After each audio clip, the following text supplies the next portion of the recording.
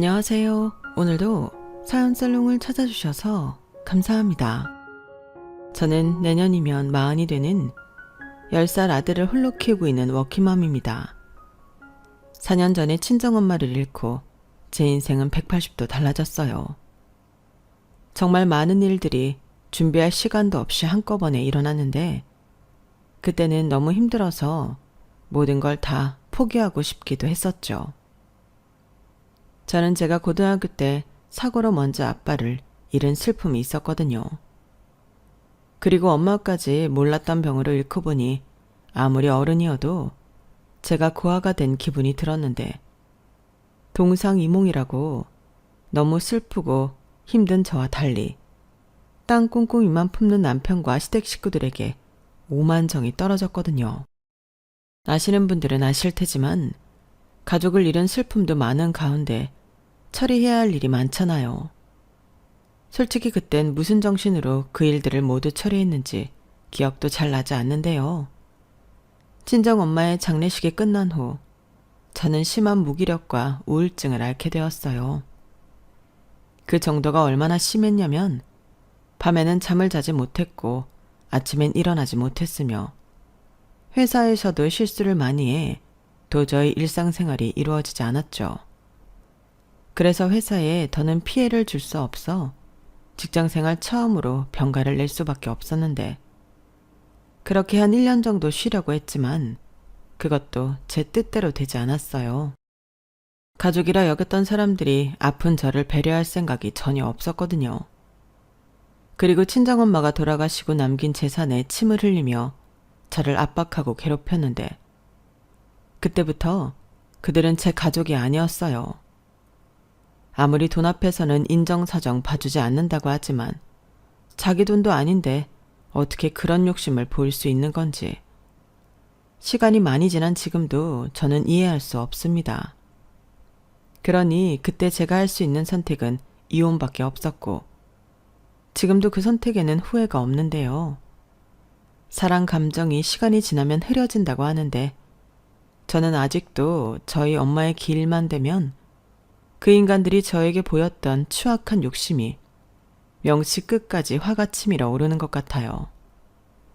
아무래도 몇 년 동안 가족이라고 생각했던 사람들로부터 느꼈던 배신감 때문인 것 같은데 이곳 사연살롱 채널의 사연 중에서도 비슷한 얘기들이 있더라고요. 그래서 이번 기회에 저도 용기를 내서 제가 겪었던 일들을 하소연하듯 이야기하고 싶은 심정인데 부디 제 이야기 잘 들어주시고 앞으로 힘내서 잘 살라고 따뜻한 응원도 많이 부탁드립니다. 그럼 제 이야기를 바로 시작해 볼게요. 저랑 남편은 지인의 소개로 만났어요. 남편이 여자 좀 소개시켜달라고 졸라서 만난 게 바로 저였거든요. 그리고 저는 그때 연애는 별로 관심이 없던 때였는데 사람 마음이 간사한 건지 남편이 계속 저를 좋다며 따라다니고 저에게 잘해주니까 마음이 동하게 되었어요. 거기에 남편이 사람이 말도 잘하고 성실하다 보니 같이 있으면 재밌고 편안했는데 저도 제 마음이 움직이는데 별 수 없더라고요. 그리고 연애 2년 만에 남편이 먼저 프로포즈를 했고 그때는 제 마음이 한창 남편에게 향해 있을 때라 남편의 프로포즈를 승낙했죠. 하지만 저한테는 고민이 하나 있었어요. 제가 아빠가 계시지 않았거든요. 홀엄마 밑에서 남동생과 함께 자랐는데 엄마가 고생을 많이 하셨어요. 여자 몸으로 남매를 키우기가 많이 힘드셨죠. 게다가 아빠 앞으로 빚이 있기도 해서 저희 생활은 더 팍팍할 수밖에 없었는데 한마디로 홀엄마 밑에서 자란 가난한 집 딸이라 그 점이 걱정이 되었어요. 그에 반면 남편 집은 대단하게 잘 산다고는 할 수 없지만 저희 집에 비해서는 잘 사는 게 맞았고 부모님 두 분이 건재하셨는데 딱 하나 신우가 문제였어요. 신우는 남편보다 4살이 어렸는데 어릴 때부터 쭉 의지가 약하고 실증을 금방 내서 한 가지 일을 꾸준하게 하지 못했거든요. 그러니 공부를 잘했을 리가 없고 또 돈 욕심은 많지만 힘들고 어려운 일은 하기 싫어했는데 그래서 고등학교 졸업 후 계속 집에서 놀고 먹는 중이었어요. 실제로 제가 결혼해서 보니 시부모님도 그냥 적당한 남자만 있으면 시집을 보내고 싶어 하시더라고요. 하지만 그것도 잘 되지 않았는데 꼴에 눈은 높아서 어지간한 남자는 성에 차지 않아 했죠. 그러니 제가 이혼하던 그 해까지도 신우는 한결같은 백수 신세였는데요. 그것 말고는 그 집은 그럭저럭 평범한 집이었어요. 그렇다 보니 시어머니는 제가 처음 결혼 허락을 받으러 시댁을 찾았을 때 저를 썩 마음에 들어하지 않으셨는데 그래도 자기 아들이 제가 좋다고 하니까 어쩔 수 없어서 허락을 해주었어요. 단 한 가지 약속을 하라고 조건을 걸긴 하셨죠. 저기 서운하게 생각할 수도 있는데 나도 어쩔 수 없이 허락하는 결혼이니까 이 점은 아가씨가 서운해도 꼭 약속을 해줬으면 좋겠어요. 나는 내 아들이 장인 없다고 장모 뒷수발 드는 꼴은 못 봅니다.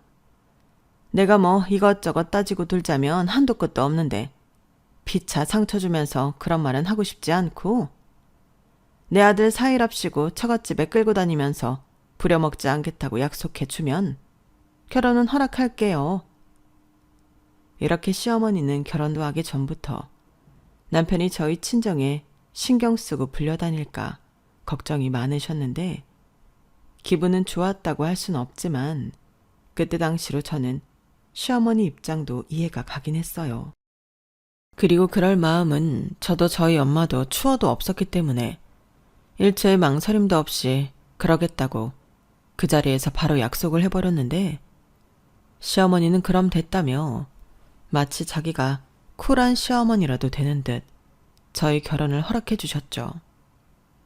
사실 실상은 그렇게 쿨하지도 못했는데 상견례 때 시어머니는 요즘 세상을 들먹이며 양과 똑같이 돈을 내자고 하시는 분이셨어요. 그래서 저희 엄마가 그럼 얼마를 생각하시냐고 물었는데 자기들은 5천만 원 생각한다며 어깨를 으쓱 하시더라고요. 뭐 5천만 원도 적은 돈은 아닌 건 맞는데 저랑 친정엄마는 하도 그러시길래 한 1억 원 내놓으시라고 저러시는 건가? 걱정을 많이 했어요. 하지만 저희 엄마도 그 정도는 생각하고 있던 액수라며 알겠다고 하셨고 시어머니는 천만다행이라며 박수까지 치면서 좋아하셨는데 그때는 왜 사람을 제대로 보지 못했을까? 과거에 제 자신이 싫어지네요. 아무튼 상견례까지 그렇게 마무리하고 저와 남편은 양가에서 5천만 원씩 총 1억을 지원받아 아주 풍족하진 않았어도 부족함 없이 결혼 생활을 시작할 수 있었는데 인정할 건 인정하자면 제 인생에서 그때가 가장 행복했어요. 앞서 말씀드렸듯 저는 아빠 없이 자라서 결혼 생활에 대한 로망이 있었거든요. 나는 엄마랑 달리 남편과 아들을 낳고 화목하게 오손도손 잘 살고 싶었는데 결혼을 하니 그 꿈의 절반이 이미 이루어진 듯한 기분이 들었어요. 그리고 결혼 8개월 만에 아이가 생겼고 그게 지금의 제 사랑스러운 아들인데요. 시부모님도 첫 손주가 아들이라 엄청 좋아하셨어요. 말씀으로는 당신들은 요즘 사람들이라 아들 손자든 딸 손주든 상관없다고 하셨는데 막상 아이가 태어나니 우리 장손 하며 난리도 아니더라고요. 오죽하면 저희 이모가 너 아들 안 낳았으면 어쩔 뻔했냐? 라고 할 정도였는데 그만큼 시부모님 두 분이 물고 빨고 어쩔 줄 몰라 하셨어요. 뭐 어찌 되었든 제가 낳은 아이를 예뻐해 주시니 저도 싫지 않았는데 그때도 작은 일이 있긴 했었죠. 저희 엄마가 저 산후조리하라고 조리원비를 모두 내주셨는데 시어머니가 그걸 아시고는 약간의 자격지심 같은 걸 보이셨거든요.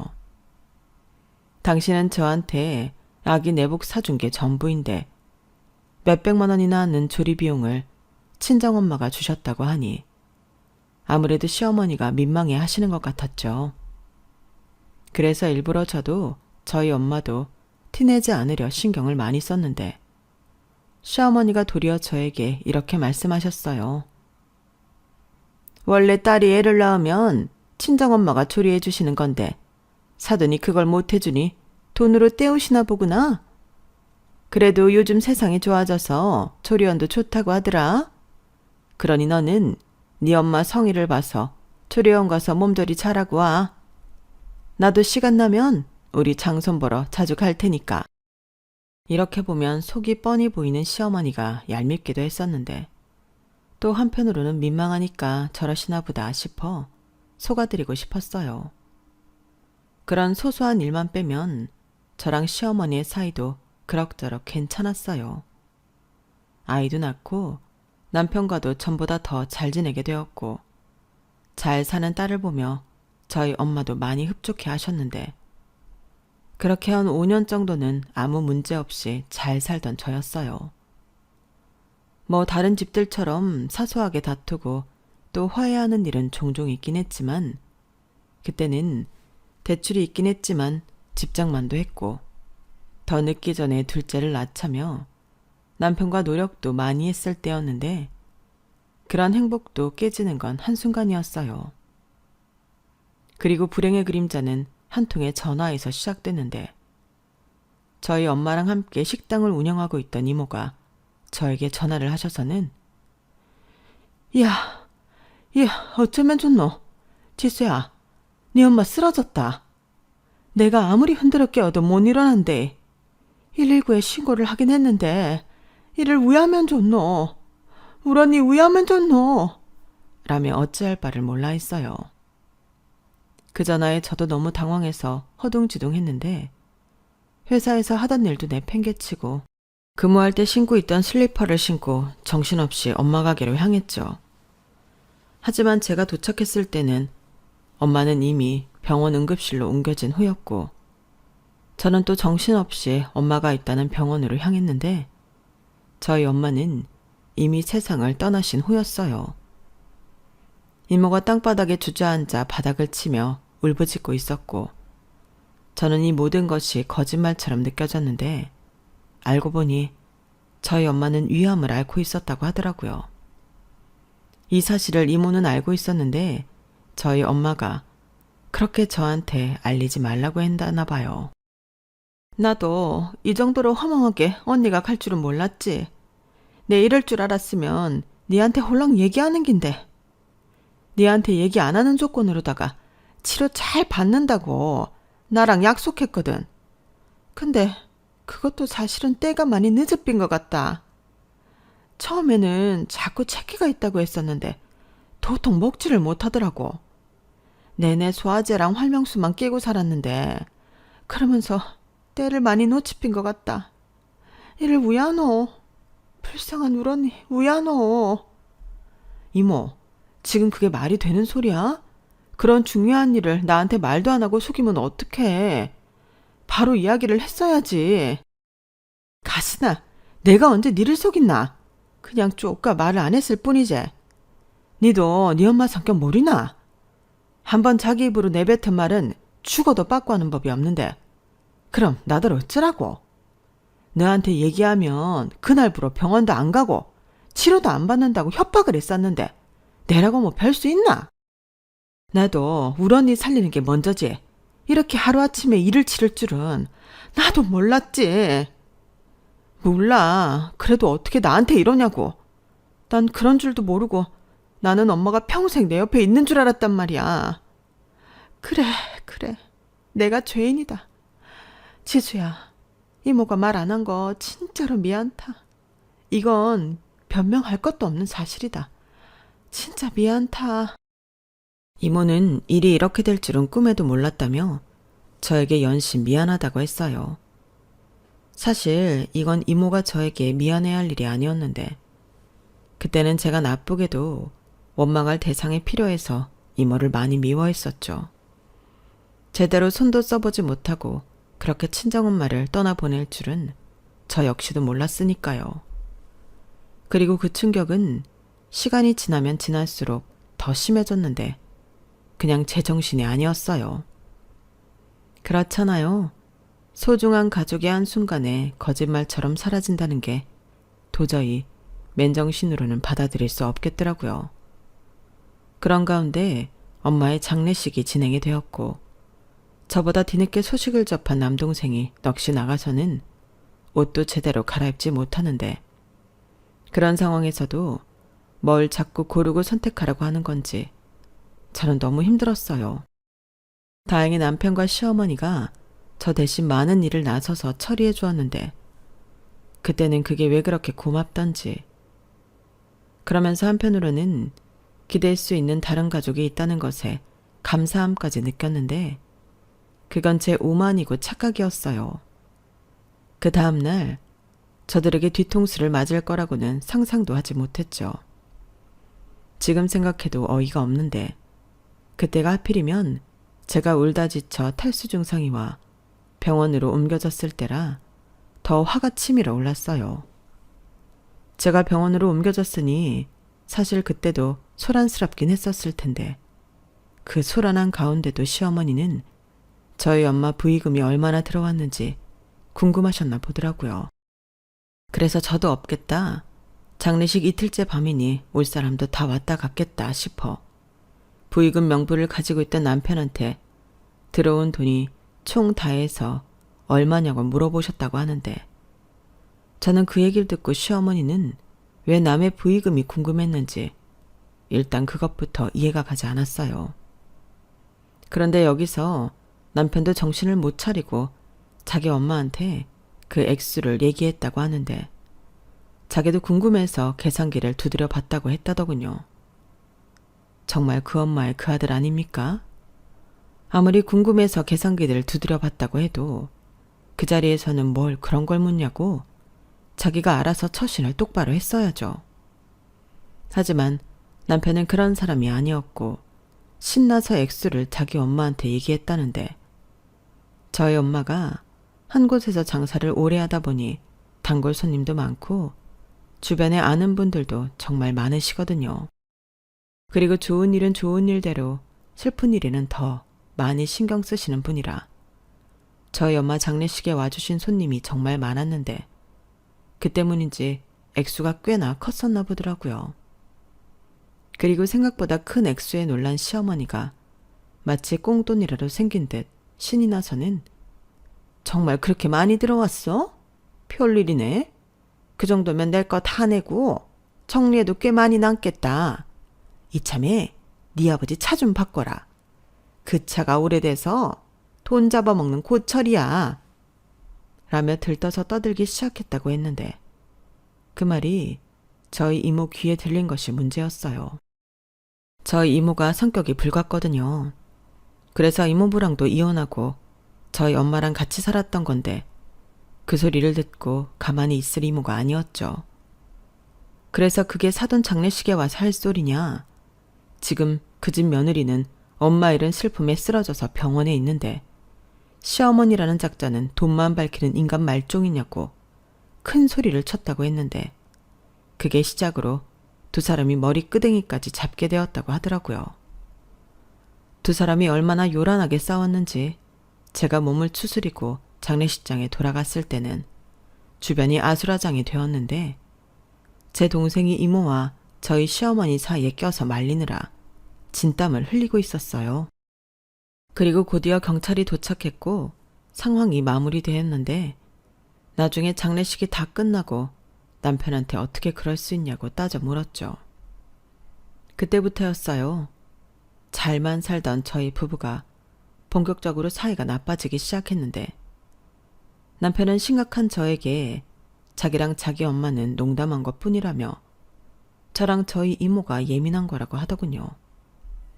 그러면서 뭘 그렇게 사소한 일에 발끈하냐고 자기는 경찰까지 오고 너무 창피했다며 저희 이모 탓을 하는데 저는 아무리 남편이라도 그게 용서가 되지 않았어요. 농담이라고 해도 할 소리가 따로 있잖아요. 게다가 사돈 부의금으로 자기네 차를 바꿔달라는 게 그게 할 소리입니까? 그래서 저는 참지 않고 시어머니에게도 전화해서 서운하다고 왜 말씀을 그렇게 하셨냐고 따졌어요.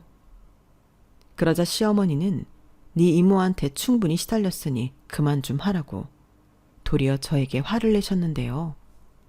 어찌나 당당하시던지 제가 더 당황스러웠어요. 아우, 너도 진짜 징글맞다. 그만 좀 해. 나는 그냥 농담한 거라니까. 사람이 그게 궁금할 수도 있지. 뭘 그런 걸로 애먼 사람을 잡아. 농담이라고요? 어머니는 그런 농담이 재밌으세요? 입장 바꿔서 어머님이 돌아가셨는데 제가 어머니 앞으로 들어온 부의금으로 차를 사겠다고 하면 어머님은 괜찮다시는 거네요. 야, 아무리 그래도 그걸 내 앞에서 바로 얘기한 건 아니지. 그리고 죽은 사람이 뭘 알아? 나는 그냥 웃자고 농담한 것 뿐이라니까. 내가 정말로 그 돈을 달라고 했니? 그냥 궁금도 하고 그래서 한 말이었다. 네가 아직 경험이 없어서 잘 모르나 본데 원래 장례식장에서는 웃고 떠들고 농담도 좀 하면서 화기애애하게 있는 거다. 그래야 망자도 마음 편하게 저승으로 갈 수 있는 거야. 사람들이 울고불고 저러고 있으면 어디 발길이 떨어지겠니? 너는 나 알지도 못하면서. 그러니까 엄한 시애미 좀 그만 잡아라. 내가 그렇게 만만하니? 나는 좋은 뜻에서 한 소리였구만. 됐어. 너 또 이런 말로 사람 피곤하게 할 거면 나한테 연락하지 마라. 내가 뭘 어쨌다고 진짜? 시어머니는 정말로 자기가 억울하기라도 한 듯 서둘러 전화를 끊어버리셨어요. 그런 태도의 시어머니를 보며 저는 실망을 하지 않을 수 없었는데 사과할 생각은 털끝만큼도 없어 보이더라고요. 아무리 좋은 뜻이고 농담이라고 할지라도 상대가 불쾌함을 느꼈으면 사과를 해야 하는 게 맞는 거잖아요.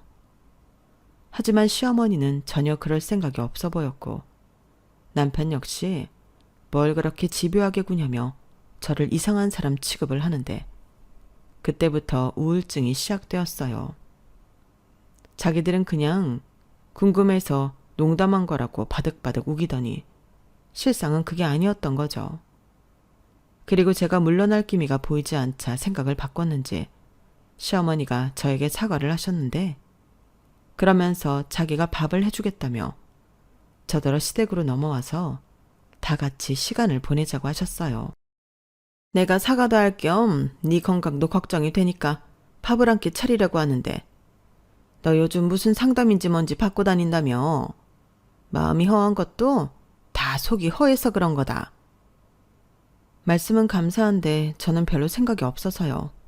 그이만 보낼게요. 아니지. 내가 누구 때문에 이러는 건데. 내키지 않아도 와서 한술만 떠. 가족끼리 언제까지 이러고 지낼 수는 없잖아. 네 시아버지도 네 걱정 많이 한다. 네가 회사도 쉬고 집에만 틀어박혀 있는데 여간 마음이 쓰이나 봐. 며느리도 자식이지 않나며 나더러 좀 챙기라고 뭐라고 하더라. 그러니까 멀리 볼 것도 없이 내일 저녁에 넘어와라. 나는 그런 줄 알고 너 좋아하는 것들로 전부 준비하마. 시어머니는 이번에도 제가 뭐라고 거절할 틈도 주지 않고 전화를 끊으셨어요. 그리고 남편도 자기 부모님 성의를 봐서 같이 식사를 하고 오자고 했는데 그땐 정식으로 사과받고 싶은 마음도 있고 해서 내키진 않았지만 시댁으로 가게 되었어요.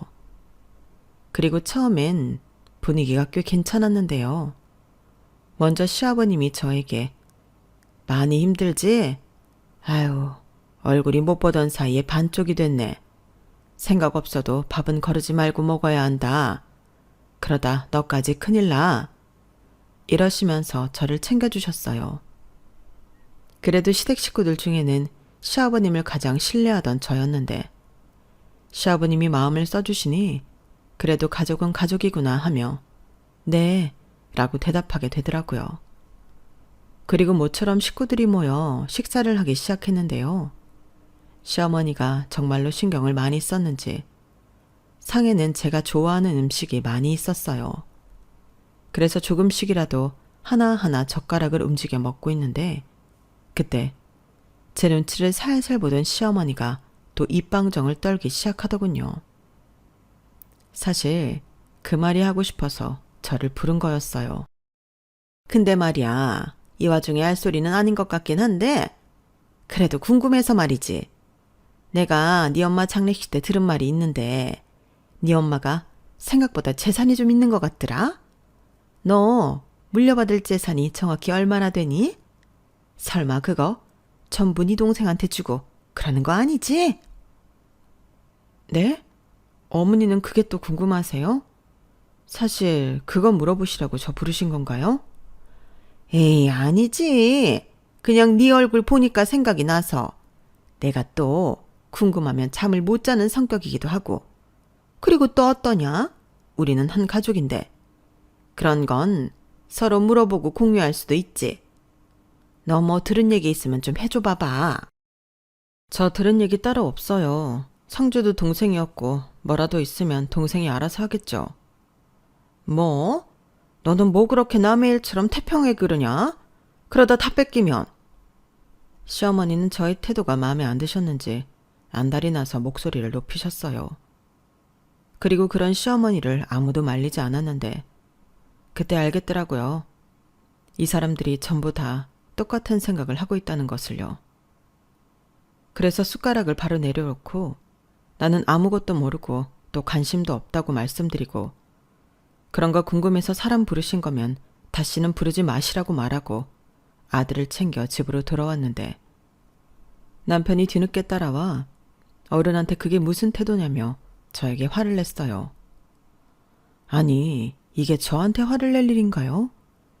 그래서 남편도 똑같은 놈이니 상대하지 않았는데 그 다음 날부터 남편이 더 집요하게 저희 친정 엄마의 재산을 꼬치꼬치 묻기 시작했어요. 아무래도 시어머니가 자기 아들한테 물어보라고 시키신 듯 보였죠.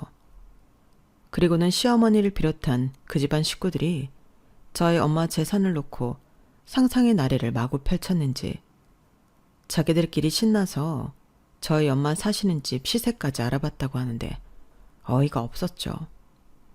그러면서 저더러 상속세는 얼마나 내냐고 계속 물어봤는데 제가 아무런 대답을 해주지 않자 시어머니가 먼저 연락을 해서는 저에게 이렇게 말하셨어요. 저기 너도 알지?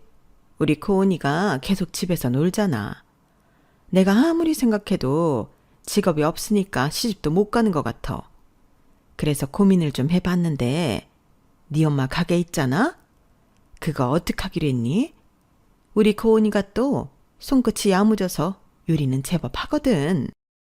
주인도 없이 그 가게가 잘 굴러가지도 않을 것 같은데 이참에 그 가게 우리 고은이한테 맡기면 어떠니? 고은이도 지 가게 하나만 있으면 좋겠다고 노래를 불러서. 뭐라고요? 지금 엄마 가게를 아가씨한테 넘기라고요? 그게 지금 할 소리세요? 그 가게는 저희 이모가 알아서 할 거니까 꿈도 꾸지 마세요. 너는 내가 뭐라고 했다고 발끈을 해. 그리고 언제 넘기라고 했어. 맡겨보면 어떠냐는 거지. 그 소리가 그 소리죠. 어머니는 제가 말귀도 못 알아채는 바본 줄 아세요? 제발 저희 엄마 재산에 관심 좀 끄세요. 어머, 얘 말하는 것 좀 봐. 너 그러다 네 동생이랑 이모한테 돈 다 뺏긴다. 정말이지 시어머니라는 사람은 머릿속이 온통 돈밖에는 관심이 없는 사람 같았어요.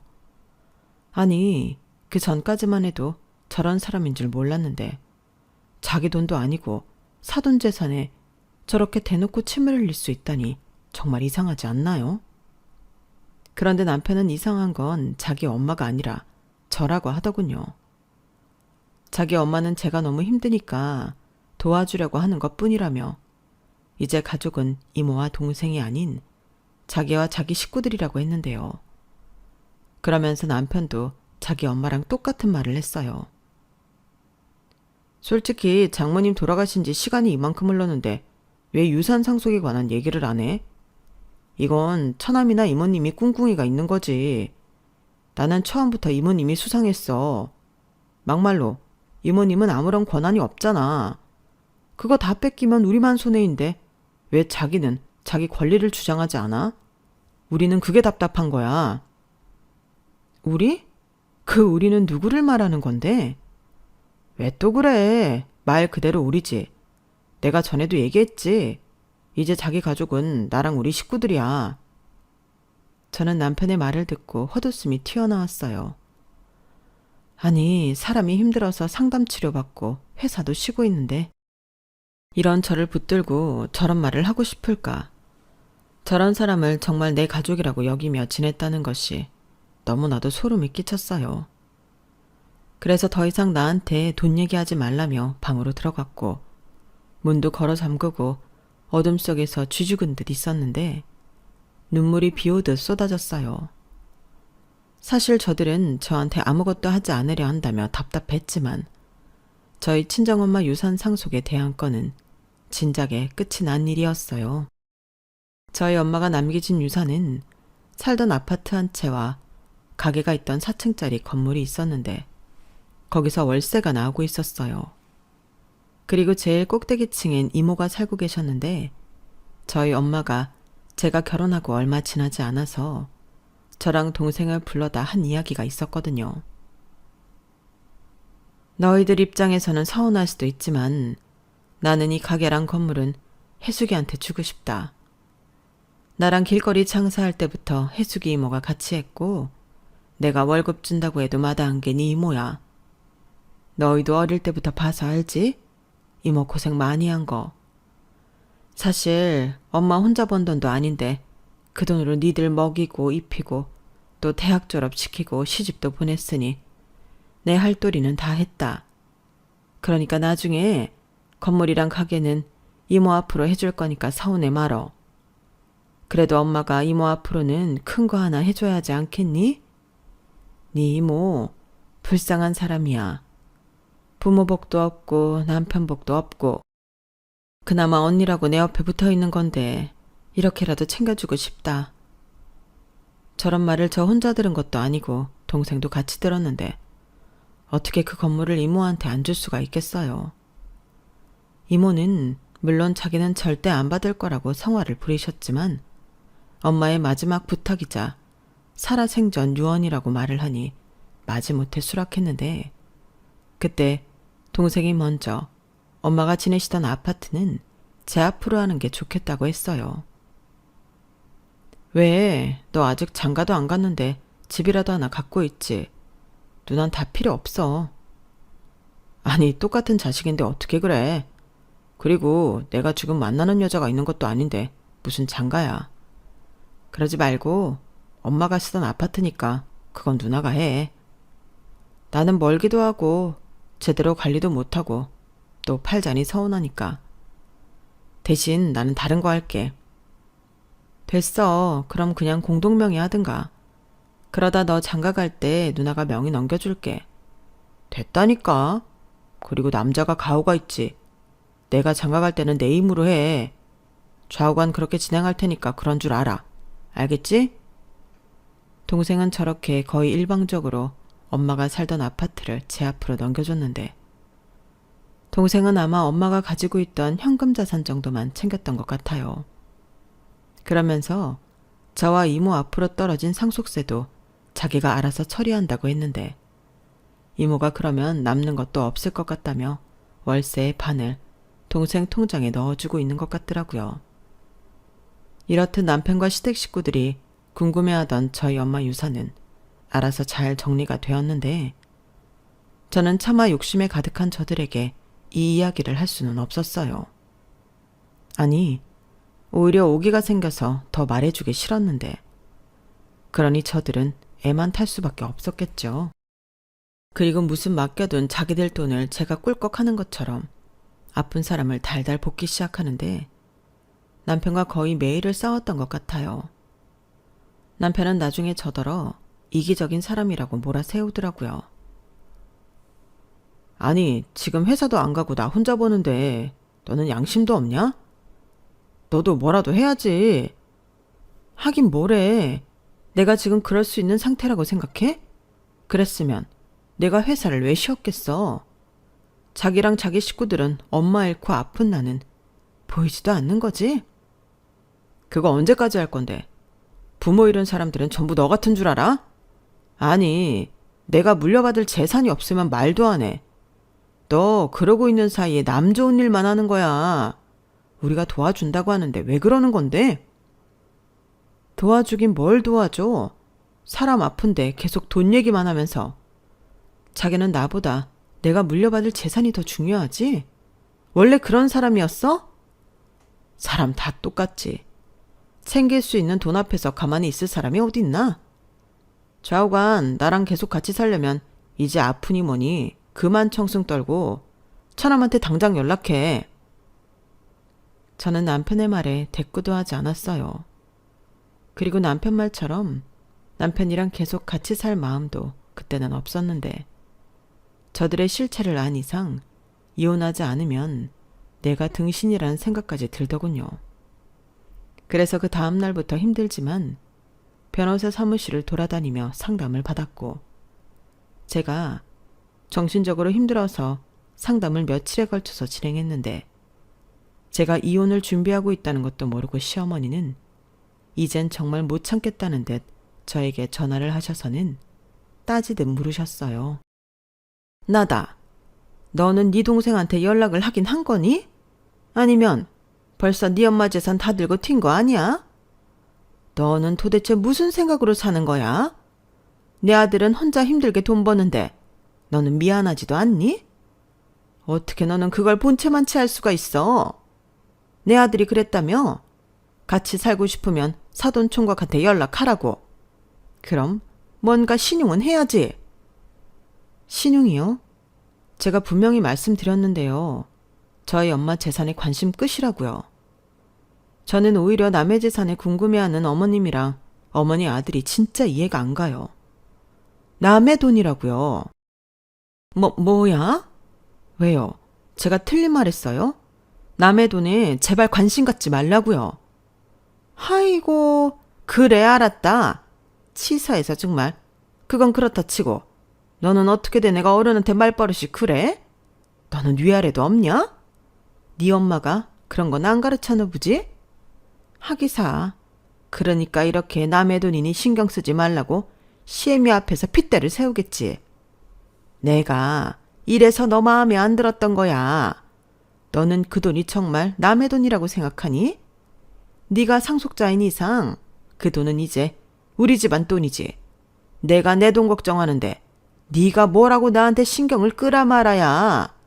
좋게 말할 때 우리 돈 잘 챙겨서 내 앞에 가지고 와. 내가 좋게 봐주려고 했는데 이젠 안 되겠다. 내가 그동안 말은 안 했어도 네 엄마 암으로 죽었다고 해서 가지고 있던 재산 다 까먹고 죽었을까 봐 걱정을 얼마나 했는 줄 아니? 지금 뭐라고 하셨어요? 말 다 하셨어요? 지금 보니까 제정신이 아닌 건 제가 아니라 어머니시네요. 지금 돈 앞에서 횟가닥 도셨어요. 무슨 그런 말도 안 되는 걱정을 하셨어요. 다 까먹어도 저희 엄마 재산인데 무슨 권리로 그걸 걱정하시냐고요. 저 이혼할 거예요. 이런 말도 안 되는 집안이랑은 연 끊어버릴 거예요. 그럼 아시겠죠? 우리는 남이라는 걸요. 뭐? 이혼? 이혼 같은 소리 하네. 오라. 너 혼자 네 엄마 유산 받아서 잘 먹고 잘 살려고 지금까지 생쇼한 거였구나. 웃기고 있네. 내가 그걸 그냥 두고만 볼 줄 알아? 이혼하고 싶으면 네 엄마 유산 다 내놓고 이혼해.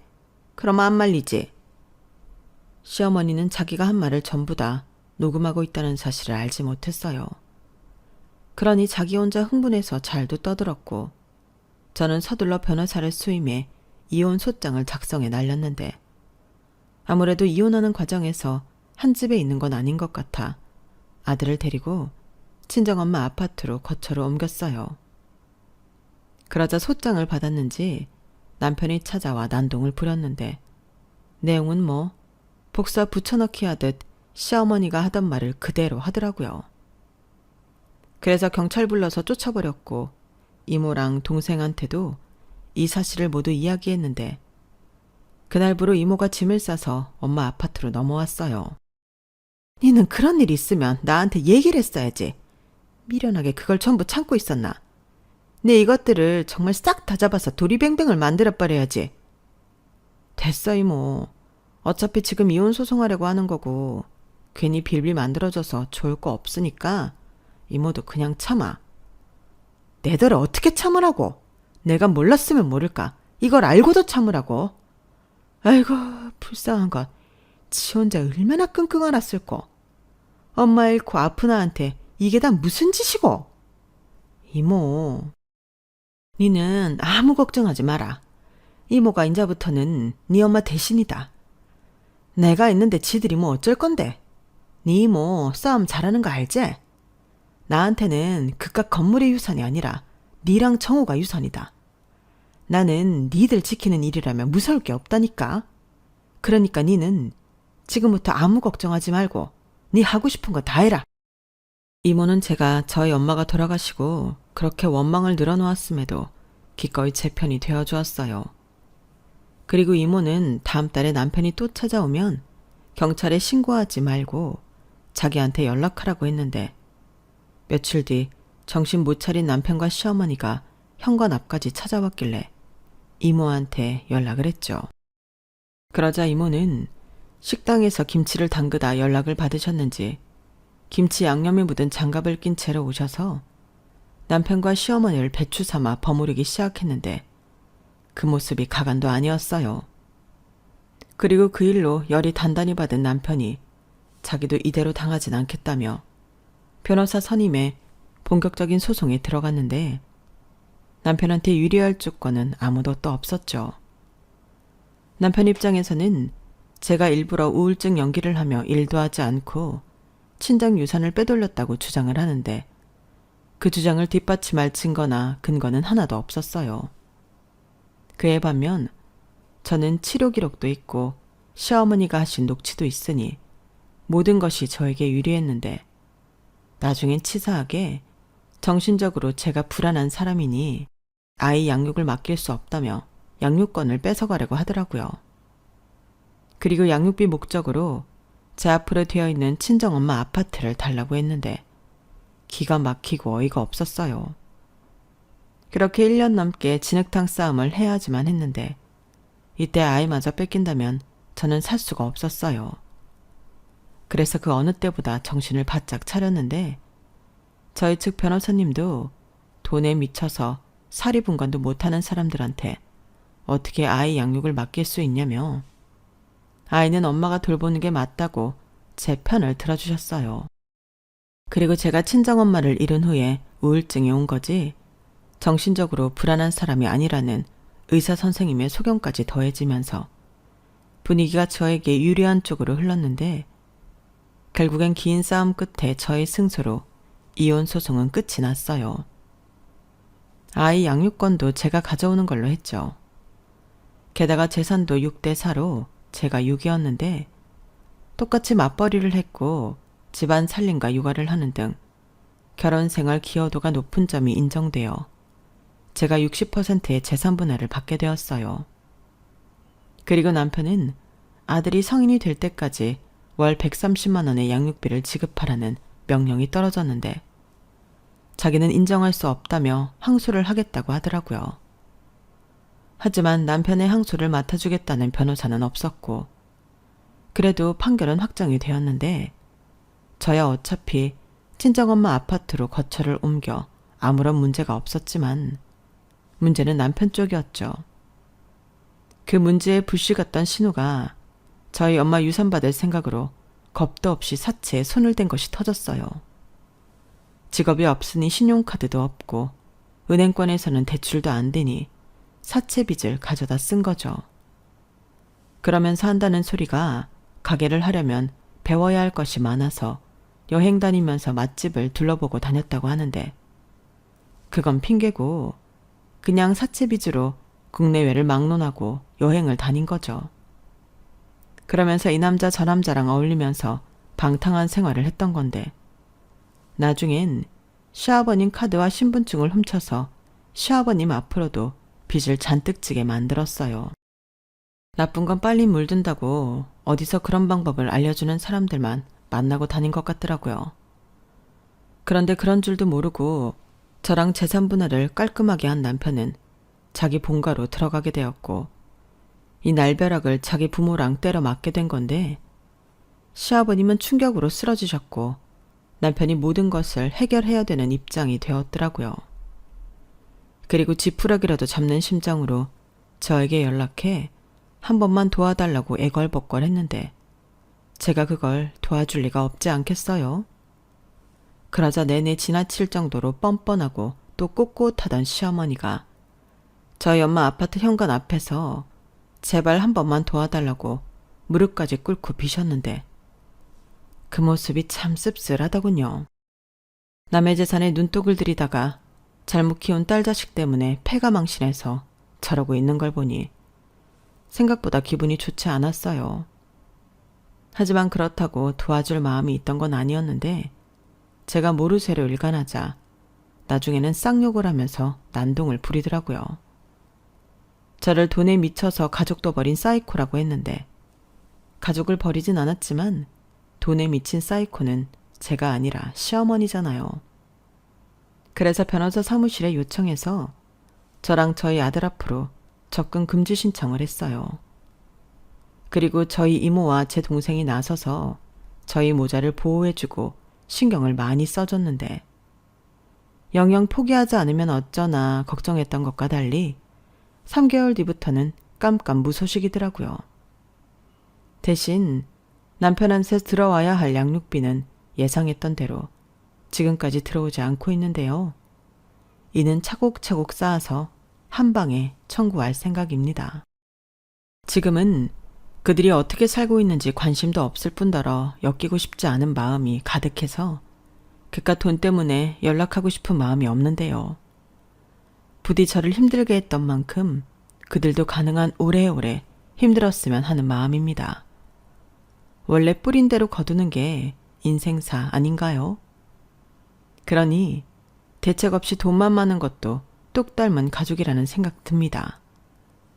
제가 살다 신우덕을 이렇게 볼 줄은 몰랐거든요. 저를 도와주려고 사고친 건 당연히 아니겠지만 잘못 키운 동생이자 딸 때문에 고통받고 있을 사람들이 늦게나마 저에게 한 짓을 깨닫고 후회하는 날이 있었으면 좋겠어요. 그리고 저런 인간들과 연을 끄는 것이 제가 제 아들에게 가장 잘한 일인 것 같긴 한데 앞으로는 더욱더 열심히 아들아이를 키울 생각이에요. 돈에 미쳐서 사리분별 못하면 어떻게 되는지 다른 건 몰라도 그것만큼은 꼭 가르치려고요. 거기에 아울러 세상은 돈이 전부가 아니고 돈보다 값진 것도 많다는 걸 가르치고 싶은데 저도 저희 아들도 저희 엄마가 그랬듯 돈하고 상관없이 베푸는 삶을 살아갈 생각입니다. 엄마랑은 갑자기 이별하여 지금도 너무 그립고 보고 싶은 마음뿐이지만 엄마의 뜻을 이어 산다면 그 마음을 조금이나마 대신할 수 있을 것 같거든요. 그리고 아마도 하늘에서 엄마도 대견해 하실 것만 같은데 엄마가 걱정하지 않고 하늘에서 편히 있을 수 있도록 엄마가 챙기던 사람들을 제가 챙기며 살아가려고요. 거기에 이모 말처럼 이젠 이모를 엄마 대신이라고 생각하고 못다한 효도를 해볼 생각인데 아직까지는 효도는커녕 이모한테 받는 게 더 많은 저이지만 언젠가는 저도 효도다운 효도를 하는 날이 오지 않을까 생각합니다. 그러면 하늘에 계신 저희 엄마도 분명 잘했다고 칭찬해 주시겠죠? 저는 앞으로도 지금처럼 엄마가 살던 집에서 아들과 계속 살 생각이에요. 나중에 아들은 커서 이 집을 떠날 수도 있겠지만 저는 계속 남아 살려고요. 저희 엄마가 이 아파트를 사고 참 좋아하셨거든요. 그리고 집은 사람을 닮는다고 저희 엄마를 꼭 닮은 이 집을 떠나고 싶지 않은데 앞으로 이 집에서 건강하고 행복하게 추억 많이 만들며 오래오래 살 수 있었으면 좋겠습니다. 이상 제 이야기는 여기까지입니다. 막상 글로 지난 날을 회상해보니 어떻게 저런 사람들이랑 며칠도 아닌 몇 년을 살았을까 소름이 끼칠 정도인데 이래서 귀신보다 사람이 더 무섭다고 하나 봐요. 분명 세상엔 좋은 사람들도 많을 텐데 앞으로 남은 날에는 좋은 사람을 더 많이 만날 수 있는 인생이길 소망하며 저는 이만 마지막 인사를 드릴게요. 지금까지 제 사연 들어주셔서 감사드리고요. 항상 건강 잘 챙기시고 매일매일 기분 좋은 일만 가득하시길 진심으로 바라겠습니다.